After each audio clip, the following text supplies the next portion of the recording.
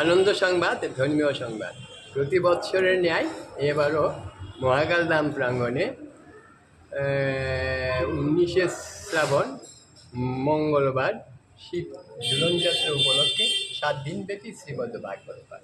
ভাগবত পাঠ পরিবেশন করবে আসাম হইতে আগত স্বরূপ দাস গোস্বামী, স্বরূপ দাস গোস্বামী। এই ধর্মীয় অনুষ্ঠানে আপনাদের উপস্থিতি একান্তভাবে কামনা করে মহাকালধাম কল্যাণ সমিতির সকল। তো সবাইকে আবারও প্রণাম জানাচ্ছি করজোরে।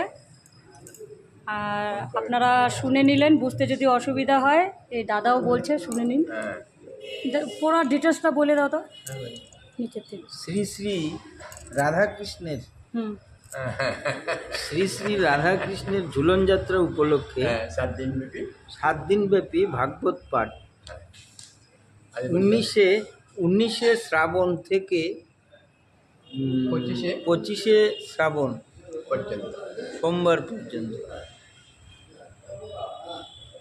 ভাগবত পাঠ পরিবেশন করবেন আসাম থেকে আগত